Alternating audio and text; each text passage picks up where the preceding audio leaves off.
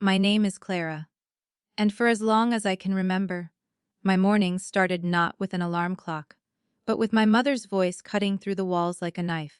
Clara, the eggs won't cook themselves? I was 9 years old the first time I made breakfast for the entire family.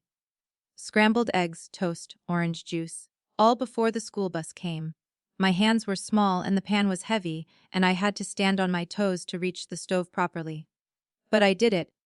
I always did it. My brother Jake slept until 8 every single morning, sprawled across his bed, like someone who had never once been told the word responsibility. My sister Mia got her hair brushed and braided by Mom every morning. The two of them laughing softly in the bathroom while I stood over a hot stove in yesterday's socks. But me, I had an apron and a spatula and a job that nobody had officially given me, but everyone expected me to do. People ask me when it started. Honestly, I don't think it ever had a beginning, it just was. Like gravity, like air. Clara cooks. Clara does the laundry. Clara mops the floor on Saturday mornings while cartoons play in the living room, and nobody saves her a seat on the couch.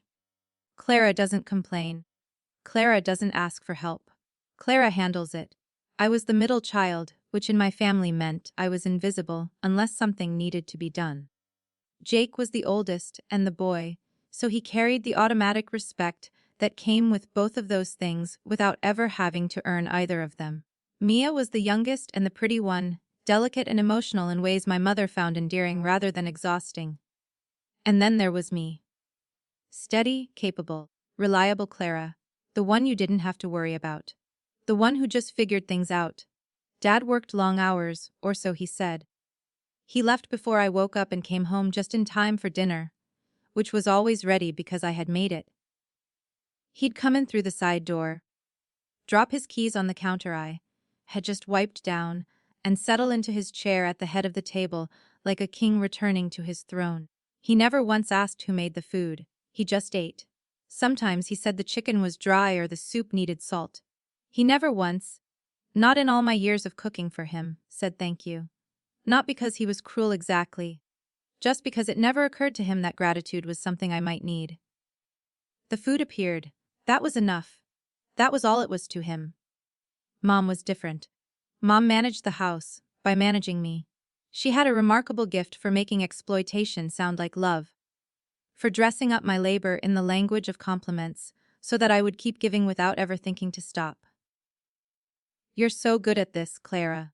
Your sister is too sensitive for kitchen work, you know how she gets. Jake needs his rest, he has football practice and coach runs them so hard, and I believed her. For years I genuinely believed her. I thought this was just how families worked. I thought contributing meant sacrificing everything quietly and never keeping score. I thought love meant labor, meant being useful, meant making yourself so necessary that no one could imagine the house running without you. I was wrong. Deeply, fundamentally wrong.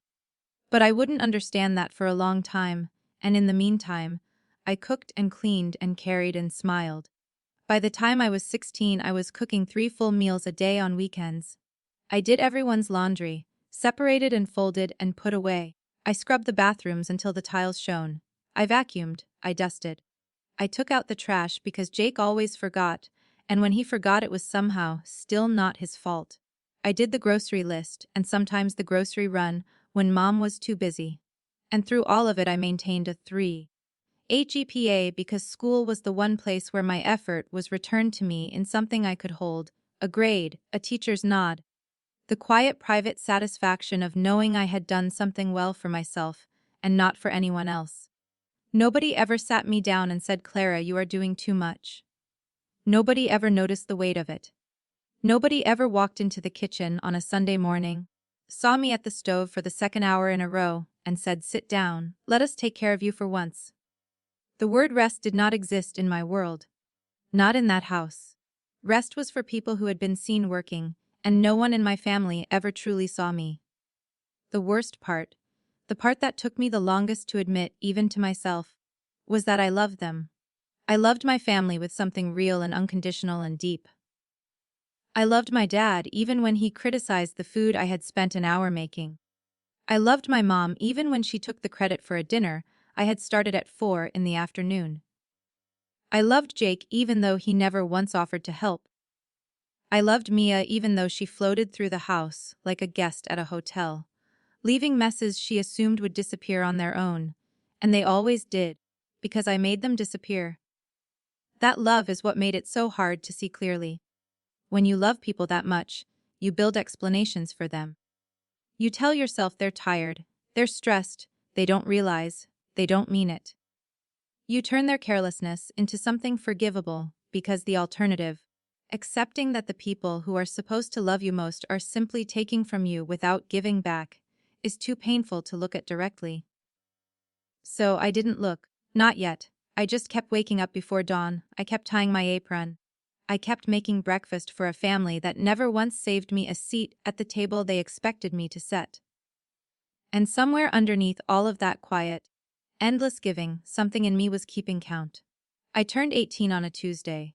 It was a gray, ordinary kind of day, the sky the color of old dishwater, the kind of day that doesn't bother pretending to be anything special. I had woken up early, as always, and made breakfast before anyone else was awake, as always. And by the time the family drifted downstairs, the eggs were done and the coffee was hot, and I was already washing the pan I had used. Just another morning. Except it wasn't. It was my birthday. And somewhere in the small, still, hopeful part of me that hadn't yet learned better, I thought maybe today would feel different. Mom was at the kitchen table with her planner open, pen moving fast across the pages. She was deep in the planning stages of a follow-up celebration for Maya's Quincy era, which had already happened 2 years earlier, but which my mother apparently felt deserved a second event, a bigger dinner, more decorations, more attention poured into the girl who already had more than enough poured into her. Mia was 17. The party had already happened. But Mom was coding a seating chart at 7 in the morning, and she didn't look up when I put her coffee beside her, and she didn't say happy birthday. And I stood there for just a moment, waiting before I turned back to the sink. Dad remembered at dinner. Not on his own. Jake mentioned it somewhere between passing the bread and reaching for more chicken. A casual, almost afterthought, and Dad looked up from his plate like something had just surfaced in his memory from very far down. "Oh, right? Happy birthday, kiddo," he said, mouth still full of the lasagna I had spent 2 hours making from scratch that afternoon. That was it. No cake, no candle, no card on the counter, no small wrapped thing waiting by my plate. Not even a pause in the meal. Jake gave me a side hug that lasted approximately 1 second. Mia didn't look up from her phone. Mom said, "Oh yes, happy birthday, sweetheart," in the same tone she used to confirm grocery lists. And then the conversation moved on to something about Jake's friend's new car, and the moment closed over itself like water and disappeared. I did the dishes after dinner. Of course I did. But something had shifted in me that night.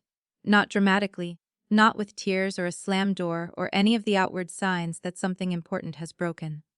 It was quieter than that. More internal. Like a thread that had been pulled too tight for too many years had finally, silently, snapped somewhere deep inside my chest. I lay in bed that night staring at the ceiling and I felt it, that small, decisive internal click of something changing direction. I couldn't name it yet, but I felt it. I started paying attention. Really paying attention, in a way I hadn't let myself before, because before I had always softened what I saw with explanations and excuses and the comfortable fog of love. Now I watched with clear eyes and I let myself see what was actually there. I noticed that Mia had never washed a single dish in her life. Not one. Not ever. Dishes appeared clean in the cupboard the way sunlight appeared in the morning, automatically, mysteriously, requiring no thought or gratitude. I watched her set her plate on the counter directly above the open dishwasher and walk away, and I understood that it had never once crossed her mind that someone had to do the thing she wasn't doing. I noticed that Jake's bathroom, his bathroom that he alone used, was scrubbed and cleaned by me every single week without fail. The toilet, the sink, the mirror he left toothpaste splattered across without a second thought. I cleaned it every week and he had never, not once in all the years I had been doing it, acknowledged it. Not a thanks, not a you didn't have to, not even the basic awareness that a bathroom does not clean itself. I noticed that when relatives came to visit, when neighbors stopped by, when my mother's friends came over for dinner and stood in the kitchen exclaiming over the food, my mother accepted every compliment with a gracious smile and the words, "I made this," or "I've been cooking all day." And nobody questioned it because why would they? And I stood in the corner watching her take credit for hours of my work with a smile on her face that looked so natural it almost convinced me. I had imagined doing the cooking myself. She took credit for everything, consistently, casually, completely, not in a dramatic villainous way, in the easy, unconscious way of someone who had simply decided long ago that my labor was her resource, and had never thought to revisit that decision. And if I ever pushed back, even gently, even carefully, even with every sharp edge sanded down to try to avoid the explosion I knew would come, the response was always the same, always. Without variation, without exception, like a script she had memorized so long ago she no longer even knew she was reciting it. "You're being so dramatic, Clara. This is just what family does for each other. I don't understand why you're being so selfish about this." Selfish. That word, they called me selfish. The girl who rose before everyone else. The girl who cooked and cleaned and ironed and scrubbed and organized and restocked and managed and maintained and never once asked to be thanked. Never once asked to be relieved, never once put herself first in any line in that house. They looked at that girl and the word they reached for was selfish. I started writing things down in a journal. Not because I was dramatic, not to build a case, not even because I had a plan yet. Simply because I needed to see it outside of my own head. I needed to look at it in my own handwriting on a real page because my family had spent so many years telling me I was imagining things, being sensitive, overreacting, that I had started to believe them. The journal was evidence. The journal was proof that I was not crazy. 3 weeks of entries looked like this. Monday. Cooked breakfast, packed lunches for everyone, cleaned the kitchen after, did 2 loads of laundry, mopped the living room floor, started dinner at 4, served at 6, did dishes after. Tuesday. Woke up early to iron Dad's shirts because he had a meeting and asked me the night before. Made breakfast. Studied for my chemistry exam during lunch. Cleaned both bathrooms. Made dinner. Did dishes. Went to bed at 11 Wednesday. Maya came to my room and asked if I could clean her space. Really quick, just a little tidy. Her room took 2 hours. I missed my study group. She went out with friends at 7 and came home happy and didn't mention it again. I sat with that journal open in my lap, and I read it back to myself slowly. Every line, every day, every hour I had given away to people who hadn't even noticed they were receiving something. And I felt something I had not let myself feel in a very long time. Anger. Not the hot, loud, crying kind of anger. Not the kind that needs to make noise to prove it exists. The cold kind. The quiet kind. The kind that doesn't throw things it thinks. The kind of anger that sits very still and looks at the situation with absolute clarity and begins, slowly and deliberately, to make a plan. I closed the journal. I put it under my mattress. I lay back on my bed and stared at the ceiling in the dark, and for the first time in 18 years, I asked myself a question I had never been allowed to ask before. What do I want? And for the first time in 18 years, I decided that answer was going to matter. March 15th. I remember the exact date the way you remember the dates that split your life into before and after. The sky that morning was pale and cold. The kind of early spring day that hasn't quite decided to be warm yet, still holding something of winter in the air. I had made breakfast before anyone came downstairs, same as always, and the house was quiet in that particular early morning way that used to feel like peace, but had long since started feeling like a trap. I didn't know when I woke up that morning that everything was about to change. I just made the eggs and set the table, and waited for a family that took both for granted to come and consume them. The letter was in the mailbox. I found it on my way back from putting the trash out, which was a task that had somehow, without any conversation or agreement, become mine permanently. A thick envelope. My name on the front in clean printed type. The university seal in the corner.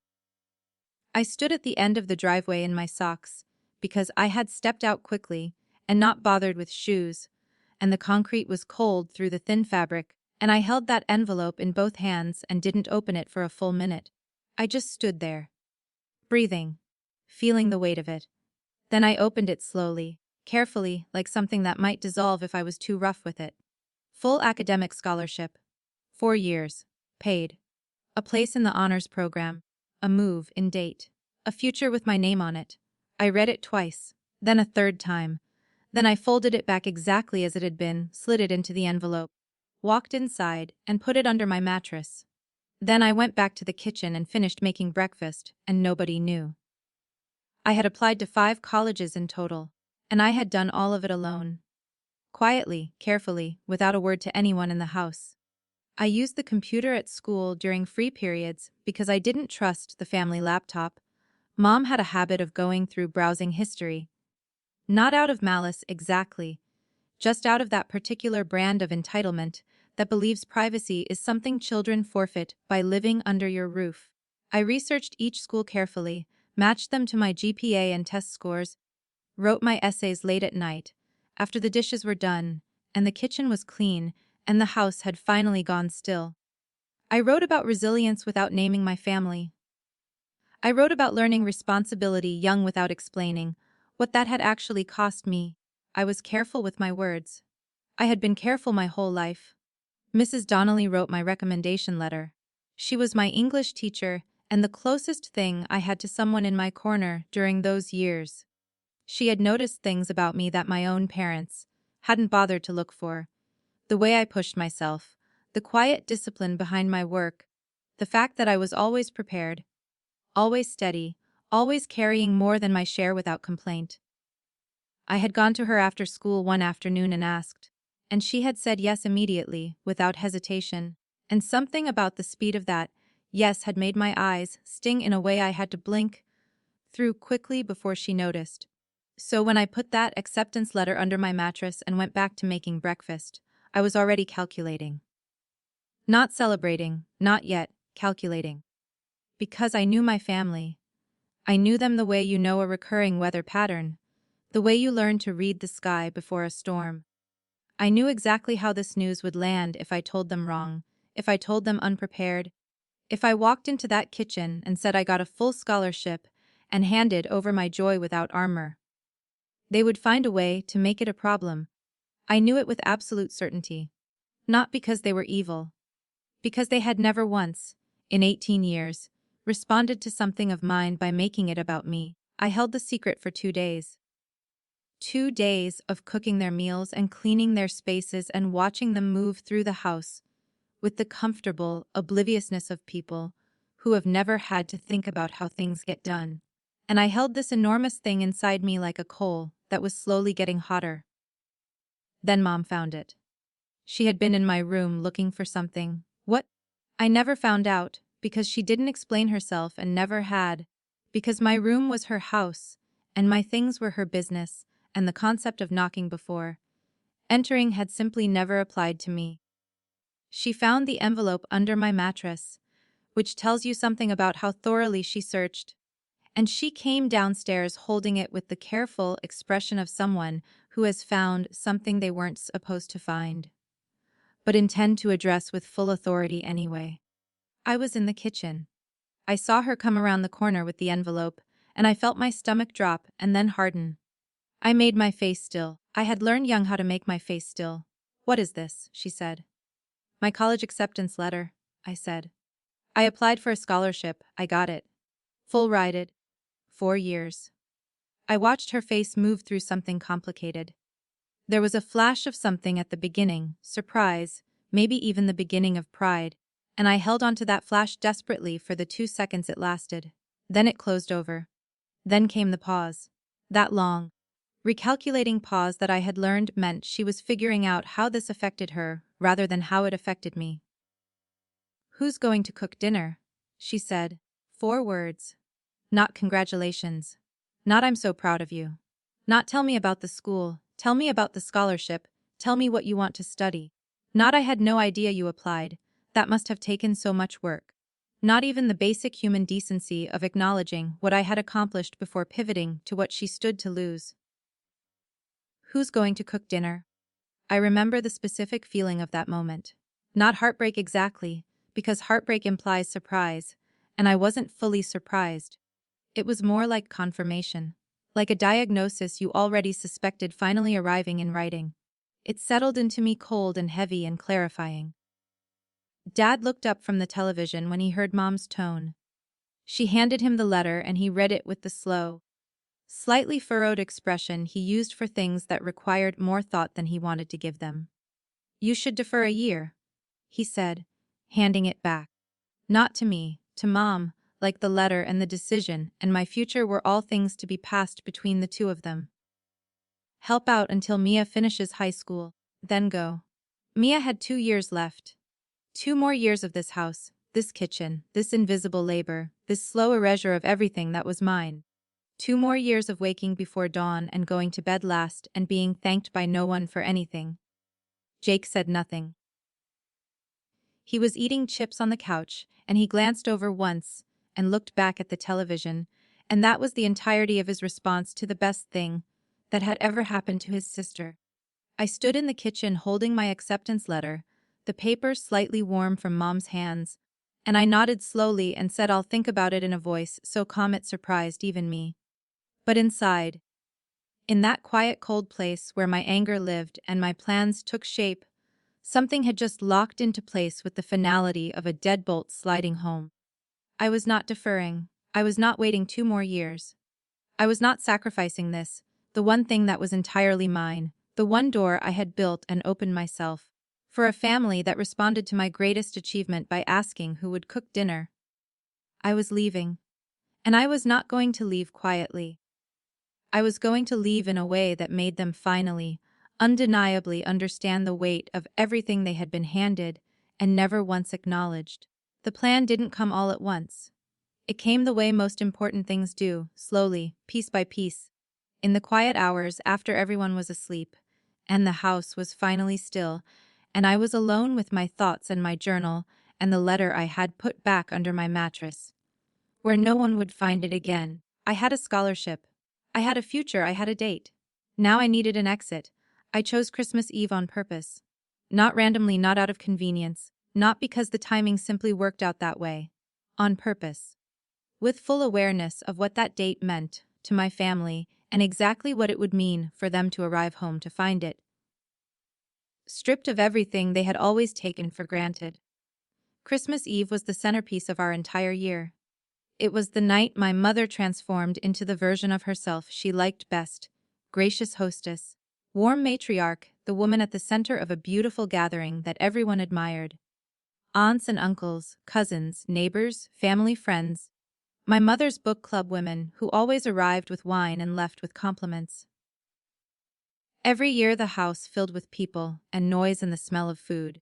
And every year my mother floated through it all, accepting praise for a celebration that I had built with my own hands from the ground up. The turkey was always mine. The stuffing, the gravy, the cranberry sauce made from scratch. Because my mother had once told a guest it was homemade. And now it had to be homemade every year, which meant it had to be mine every year. The pies, 2 apple, 1 pecan, 1 sweet potato, were mine. The appetizers set out on the good china before dinner were mine. The rolls that people always asked about, soft and golden and brushed with butter, were mine. I had been making this Christmas Eve dinner since I was 14 years old, adding dishes each year as my skills grew, and not once had my mother introduced me to a guest as the one who made any of it. I was the girl who appeared from the kitchen periodically, flushed and quiet, and disappeared again. The food was my mother's. The compliments were my mother's. The evening was my mother's. This year it would be empty. And it would be empty because I would be gone. I spent November preparing, but not in the way I had spent every other November. No recipe planning, no grocery lists, no mental inventory of what needed to be made how many days in advance. This November I made a different kind of list. Logistics, timing, details. The architecture of a departure that would land with the weight I intended it to carry. The university had an early move-in program for students enrolled in specific academic tracks, and I had applied for it in October without telling anyone. The dorms opened December 23rd. I was approved. I had a room assignment, a key, a date, and a reason to be somewhere else before Christmas Eve ever arrived. I read the confirmation email 3 times sitting in the school library and felt something rise in my chest that I didn't have a name for yet. Something between terror and the particular lightness that comes right before a free fall. I told no one. I had become very good at keeping things from my family, not out of deception for its own sake but out of self-preservation. Every important thing I had ever done for myself I had done quietly, privately, in the margins of a life that was otherwise entirely consumed by their needs. The college applications, the scholarship, the savings account I had opened at 16 with the money from a part-time job at a small bakery 2 towns over, Saturday mornings, cash in hand, none of which my family knew about because I had learned early that anything they knew about me they felt entitled to have opinions about, and I was done letting their opinions be the ceiling above everything I built. My best friend Dana knew. Dana had known me since we were 11 years old, and she was the one person in my life who had always seen me clearly, who had sat in my kitchen over the years, watching me cook for a family that wandered in and out without acknowledgement, and had said more than once, quietly and carefully, that it wasn't right, that I deserved more than this. I told her the plan on a Thursday afternoon in her car in the school parking lot, and she listened to the whole thing without interrupting. And when I finished she looked at me for a long moment and said I'll be there with my car at 11:15. That was it.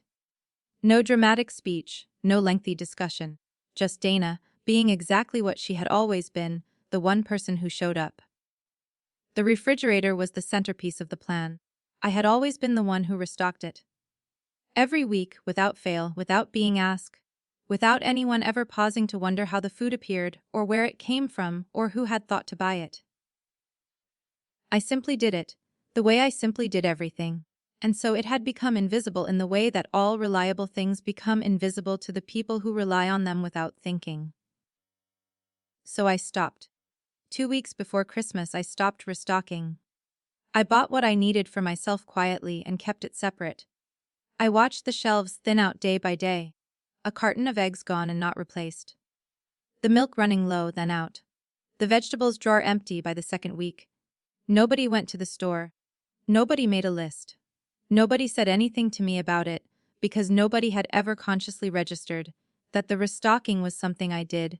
It had simply always happened, and so they waited, unconsciously, for it to happen again. It didn't happen. I had been saving for 2 years by that point.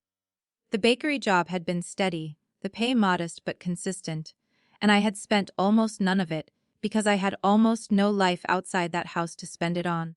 I paid for my first semester supplies. I bought what I needed for the dorm. I felt, counting that money, a particular and unfamiliar kind of pride. Not the pride of being useful to someone else, but the pride of having built something quietly and alone that was entirely, uncomplicatedly mine. The night of December 22nd I sat at my desk after everyone had gone to sleep and I wrote 4 letters. One for each of them. I took my time.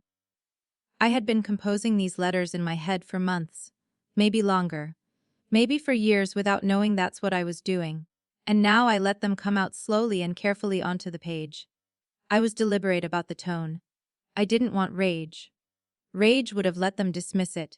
Let them paint me as unstable or dramatic or ungrateful.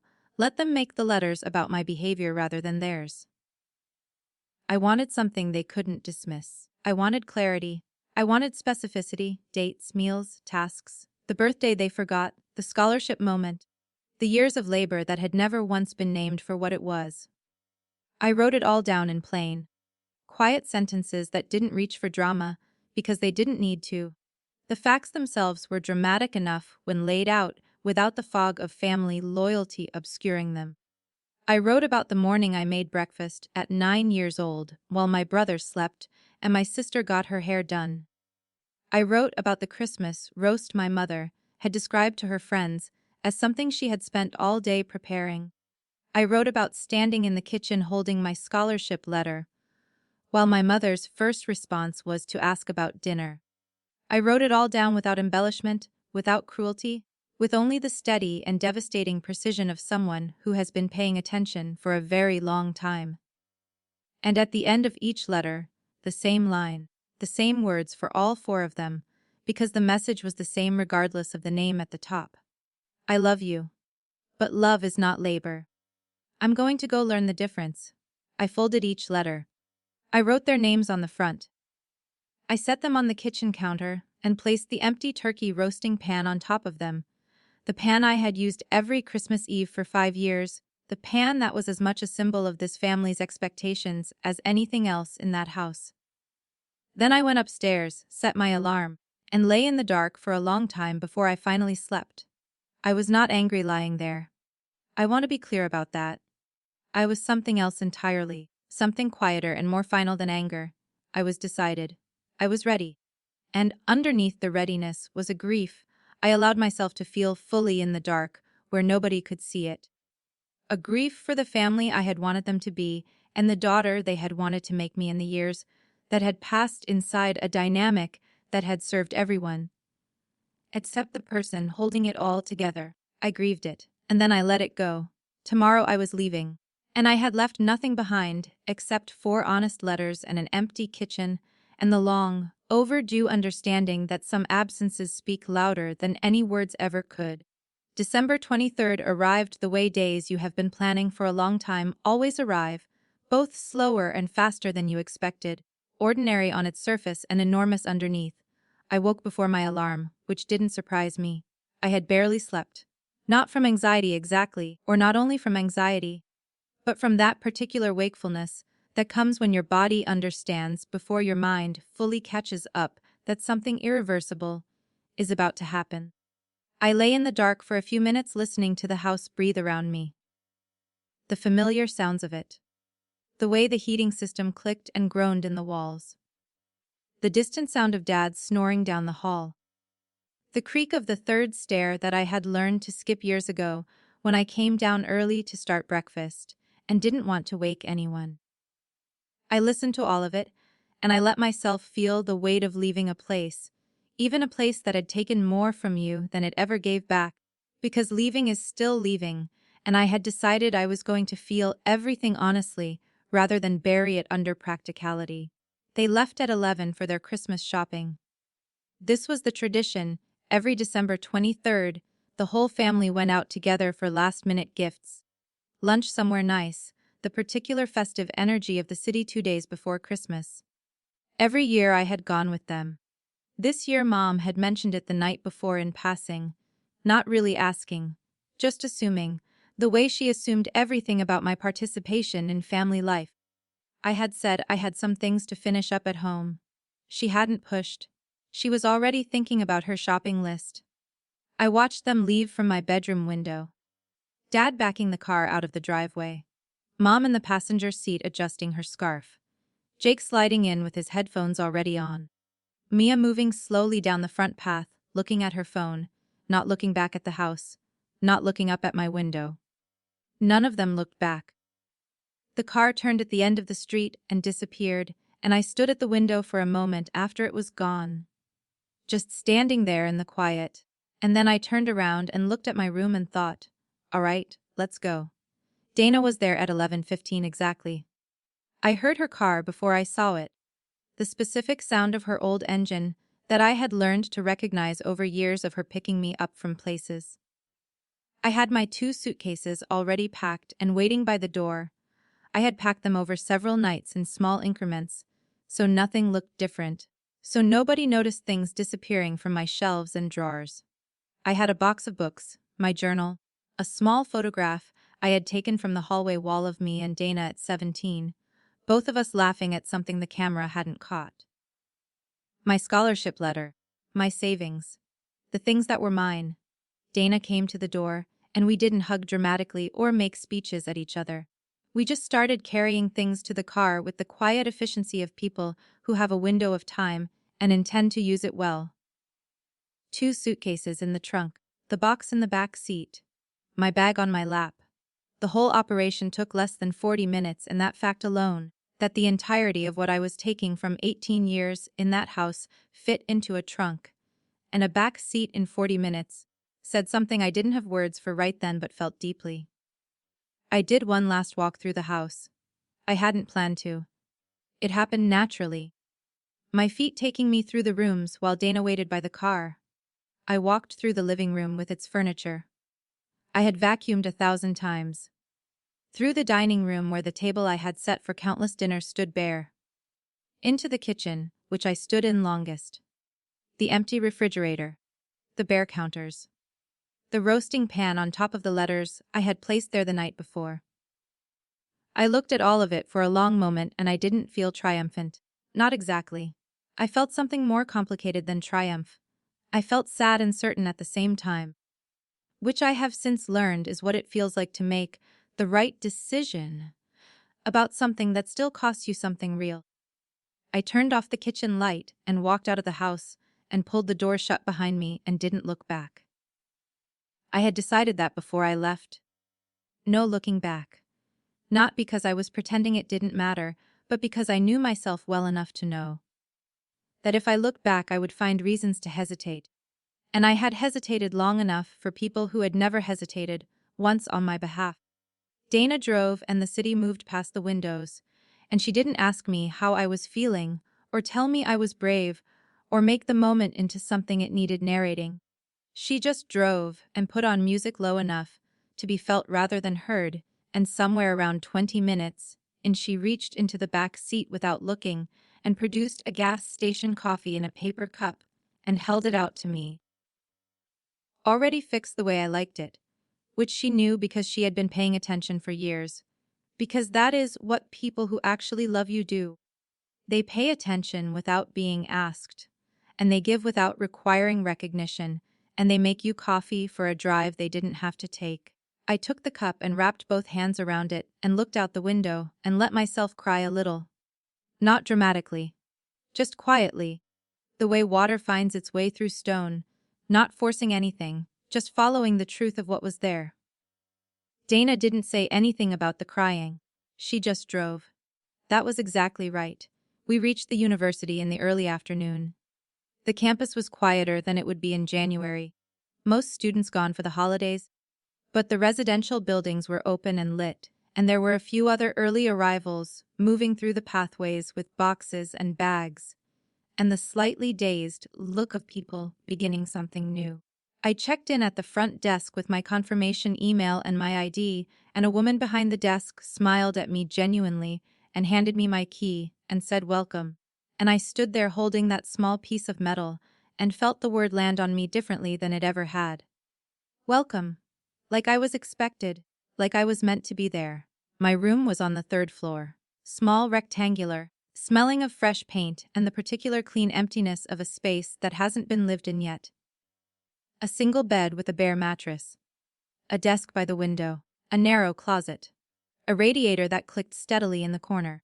I stood in the middle of it and turned around slowly and looked at all 4 walls and the ceiling and the window with its view of a bare winter courtyard. And I felt something I had not felt in so long. I had almost forgotten the texture of it. Stillness. Real stillness.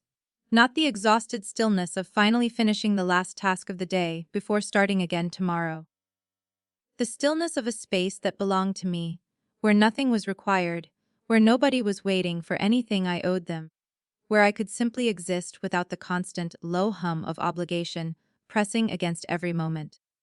Dana helped me make the bed and set up the desk, and we ordered food to the dorm and ate it sitting on the floor, because there were no chairs yet, and it was the most peaceful meal I could remember eating in years. Meanwhile, the house was filling with the specific chaos I had anticipated and planned for. Dana's younger sister lived several streets over from my family, and she had promised to keep an ear out, mostly as a joke. But the texts started coming in around 4:30 in the afternoon. Your mom just got home. Can hear her from here. Then, she's calling someone. Sounds upset. Then, a little later, your dad just left in the car, alone, fast. I read the messages, and I put my phone face down on the desk, and I didn't feel what I thought I would feel. I had imagined I might feel guilty, or satisfied, or some mixture of both. I felt neither. I felt something closer to sorrow. Not for the inconvenience they were experiencing, but for the fact that it had come to this, that the only way to make 18 years of invisible labor visible had been to remove it entirely and let the absence speak for itself. Mom called 7 times that evening. I watched the screen light up each time and I let it go. Not out of cruelty, out of self-preservation and the understanding that I was not yet ready for that conversation, that I needed the walls of this new space to be a little more solid around me before I let her voice into it. Dad drove to the campus. I found out later from the front desk administrator who mentioned it the next day with a careful neutrality that a man had come asking for me by name. That she had explained she couldn't share student room information, that he had stood in the lobby for a few minutes before leaving.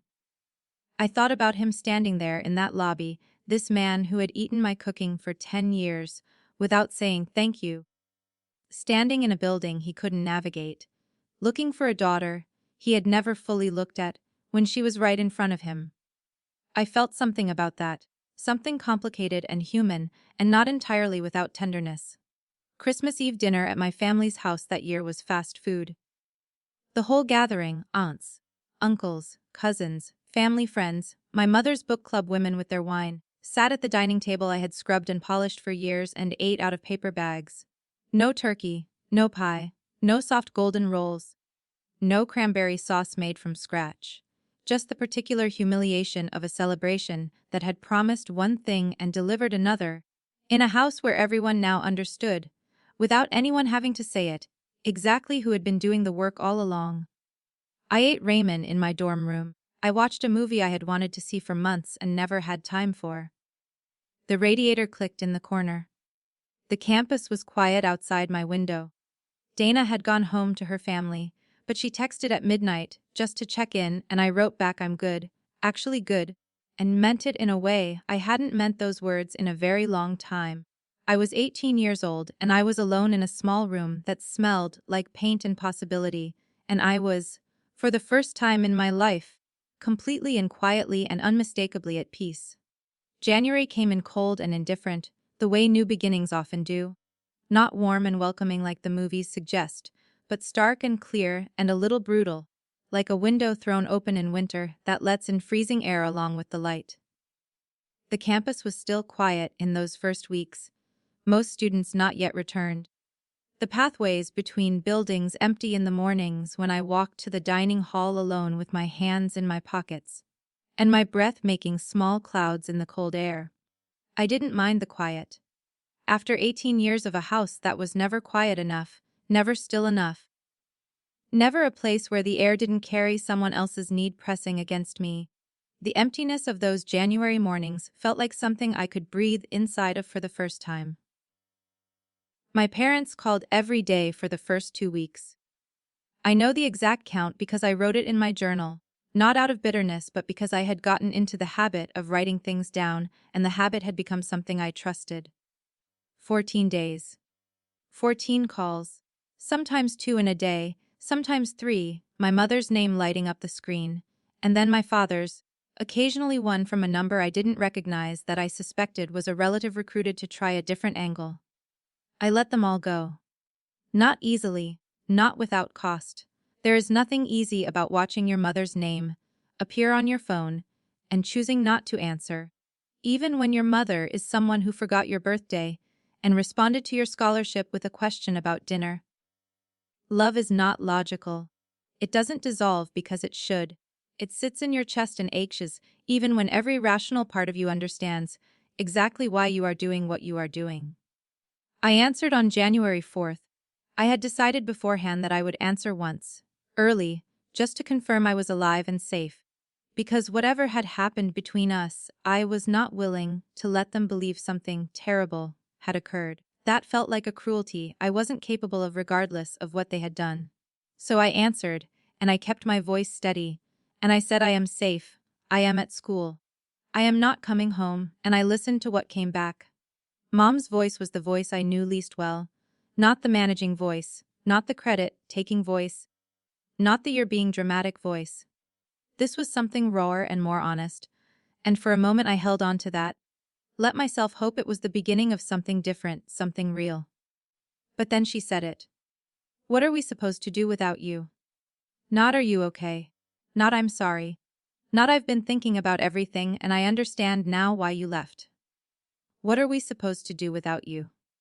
The question that contained, in 7 words, the entire architecture of what our relationship had always been. Not a mother worried about her daughter. A household worried about its missing function. I was not Clara to her in that moment.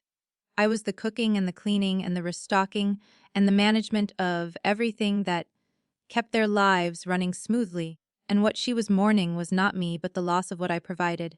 I said learn. 1 word.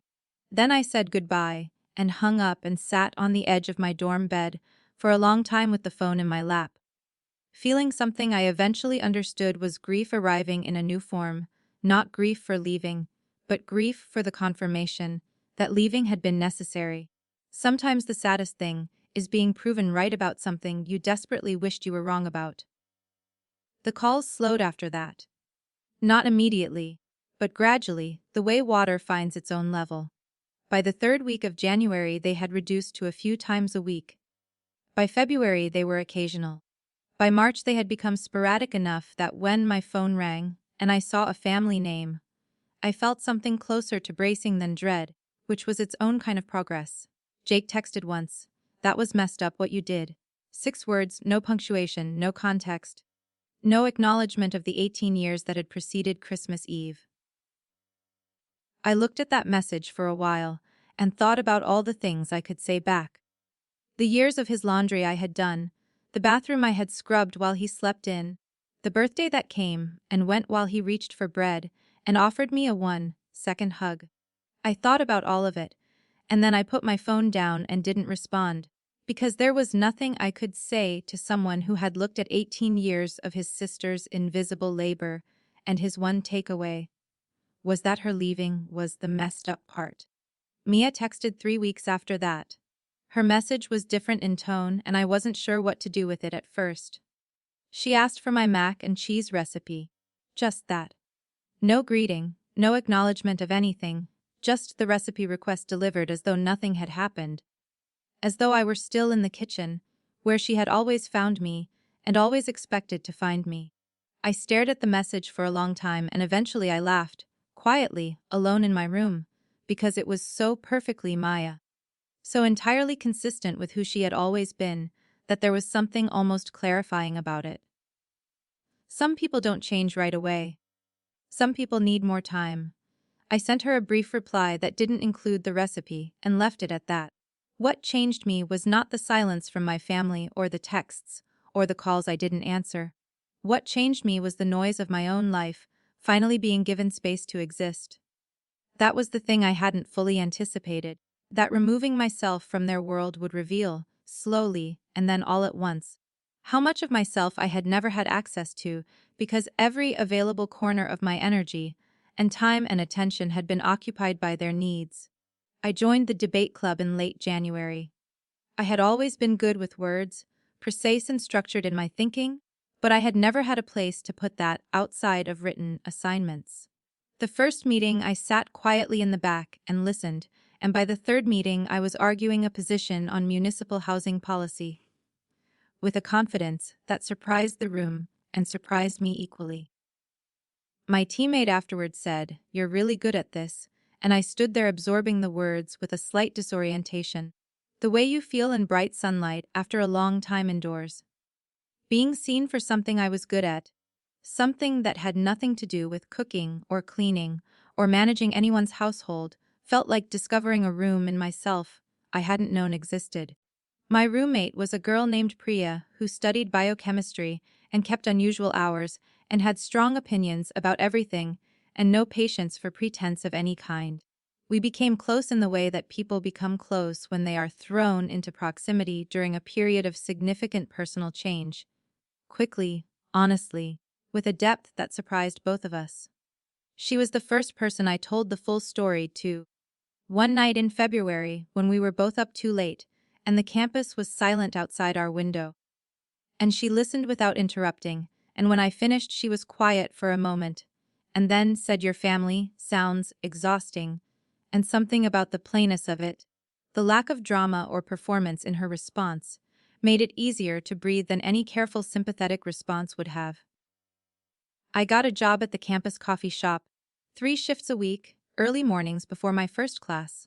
I was good at it, efficient, precise, good with orders and good with people. And the customers said thank you when I handed them their cups. And the thank you landed differently here than it ever had at home. At home, gratitude had been structurally impossible, because what I did was never acknowledged as something I was doing. Here the exchange was simple and honest. I gave something. They received it. They said thank you. I said you're welcome. The completeness of that small transaction, the way it closed rather than opened into further obligation, was something I found myself returning to again and again as evidence of how things could be. My grades were exceptional. I had expected to do well. I had always done well academically, had maintained my GPA through years of doing everything else on top of it. But there was a different quality to my work now, a depth of focus that came from having time that was genuinely mine. I could read without being interrupted. I could write without someone appearing at the door with a request. I could think in long, unbroken lines of thought and follow them to their conclusions. It felt like running without weights I hadn't realized I'd been wearing. In March, exactly a year to the day after I had stood at the mailbox holding my scholarship letter, Dad called. Not Mom. Dad, on his own, in the evening. And I knew from the fact that it was him alone and not her that this was a different kind of call. I answered. He didn't apologize. Not in the full sense. Not with the words I might have wanted in a different version of this story. He is not a man built for that kind of direct accounting, and I had made my peace with that years earlier. But he said something I genuinely had not expected, something that arrived simply and without decoration and landed with a weight that simple things sometimes carry precisely because of their simplicity. I didn't know how much you were doing, he said. I should have known. 6 words of almost accountability. Not enough. Not nearly enough to cover 10 years of dinners eaten without gratitude, of shirts ironed without acknowledgement, of a daughter's labor consumed as though it were a natural resource, rather than a human being giving something of herself that she would never get back. Not enough. But more than I had ever received before, and I was 23 years old by then. No wait, I was 18, newly 18, raw and new in my dorm room. And I had learned already that sometimes more than before has to be enough to work with, even when it isn't enough in the absolute sense. I am writing this from my apartment. It is a Sunday morning, and the light is coming in through the kitchen window at that particular angle that only happens in late autumn, low and golden and unhurried, and I have music playing softly and coffee on the counter, and absolutely nowhere I need to be, and nothing I owe anyone before I owe it to myself. I am 23 years old. I graduated with honors 8 months ago. I have a job I am proud of, and an apartment that is mine, and a life that I built from the ground up with my own hands. Not because someone expected it of me. Not because the alternative was disappointing someone who would never be satisfied regardless. But because I wanted it, and I worked for it, and I got it. I sit here on Sunday mornings sometimes, and I just exist inside that fact for a little while before the day begins. It never gets ordinary. I hope it never does. The years between that dorm room and this apartment were not simple. I want to be honest about that because this is an honest story, and it deserves an honest ending. Not the kind that smooths everything into a clean arc, where pain becomes wisdom on a neat timeline, and everyone involved eventually says the right thing, and the credits roll on a family healed by a single courageous act. Real life is messier than that. Real healing is slower and less cinematic, and sometimes what you arrive at is not resolution, but something more like a livable distance. A way of holding the people who hurt you that doesn't require you to pretend they didn't. My relationship with my mother is complicated in ways I have stopped trying to simplify. We talk. Not often. Not with the ease that I imagine exists between mothers and daughters, who built something different between them, when the daughter was young and still forming. We talk carefully, with a kind of deliberate politeness that contains within it the full history of everything that is not being said. And mostly that is fine. I have made my peace with mostly fine. She has never fully apologized. I stopped waiting for a full apology. Sometime in my second year of college, when I understood that waiting for it was a way of keeping myself anchored to the hurt. And I was done being anchored. What she has offered, in her way over the years, is a kind of sideways acknowledgement. Comments that suggest she has thought about things without being willing to address them directly. A softness sometimes in her voice when she asks how I am that wasn't there before. A tendency now to credit me by name when she mentions something I made or did to her friends. Small things. Insufficient things in the accounting of what was owed. But real things. And I have learned to take real things seriously even when they are not the things I originally wanted. The distance between us is necessary and I no longer feel guilty about that. Distance is not the same as cruelty. Distance is sometimes the only architecture under which two people can remain in each other's lives without one of them consistently diminishing. I chose the version of this relationship that allowed me to keep some version of her in my life without losing myself again in the process. And I think that is a reasonable and even generous choice, and I no longer need anyone's permission to believe that. Jake became a father last year. His daughter is 8 months old, and she is beautiful in the uncomplicated way that babies are beautiful, entirely unaware of the complicated adults around her. I visited once, in the summer, and I watched his wife move through their home the way I had moved through ours, efficiently, quietly, absorbing the invisible labor of keeping everything running while Jake sat with his daughter in the living room and received the soft domestic scene as some that existed for him rather than something being built around him by someone who was tired. I watched it and I felt something rise in me that I had to breathe through carefully. I didn't say anything. Not yet. She is not my sister, and it is not my house, and the conversation, if it comes, will need to come differently than it would if she were someone I had known longer. But I make sure when I visit to look her in the eye when she passes something across the table. I say thank you with full attention, the way I wish someone had looked at me. I ask if I can help and then I actually help when she says yes. It is a small thing. It is not nothing. Maya surprised me, and I want to give that surprise the space it deserves because I had not expected it and it mattered. She called me last Thanksgiving. Out of nowhere, without warning, and her voice was different from the Maya I had grown up with, older, slightly uncertain in the way of someone who has been sitting with something uncomfortable for long enough that they have finally decided to say it out loud.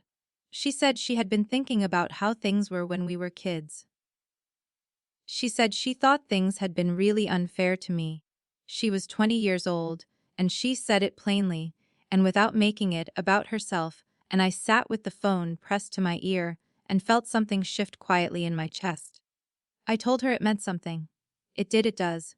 She is not a finished person, none of us are. But she is someone who looked at the past with honest eyes and said what she saw, and that is more than most people manage, and more than I expected from her. And I hold it carefully like something that is still becoming what it might eventually be.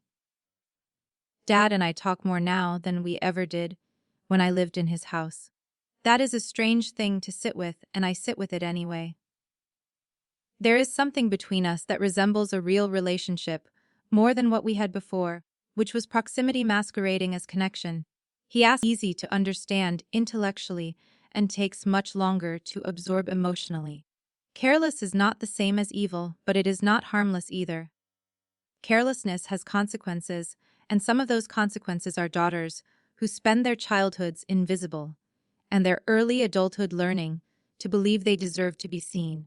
He was careless, and I love him, and both of those things are permanently true, and I have stopped trying to resolve the tension between them into something cleaner. As for Clara, I learned to cook for joy, and the difference between cooking for joy and cooking for survival is almost incomprehensible to me now, when I think about it.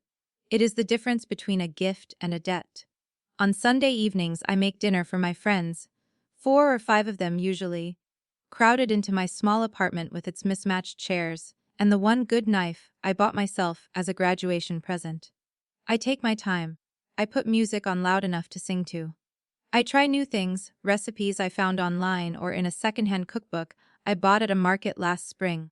And sometimes they don't work, and we eat them anyway and laugh about it, and nobody says it's too salty or asks who made the bread, as though the bread appeared independently of any human effort.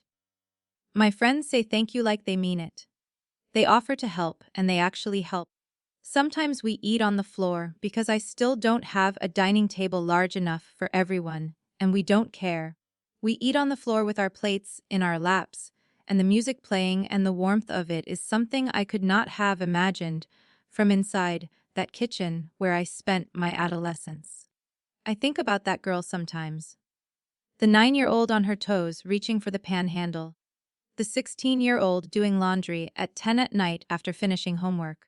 The 18-year-old standing at a mailbox in her socks, holding a letter that was the first door she had ever opened entirely for herself. I think about her with something that is not pity, and is not exactly pride either, but lies somewhere between the two. A deep and quiet tenderness for someone who was asked to carry too much too young and carried it anyway, and then one December morning put it down. She was not broken by it. That is the thing I most want to say. She was not broken. She was bent and she was tired, and she was invisible for too long in a house full of people who should have seen her. But she was never broken. Somewhere underneath all of that labor and silence, an invisible giving, she was keeping herself intact, keeping something essential and uncorrupted in hers. And when the moment came, she walked out of that house and into her own life, with that essential thing still whole inside her.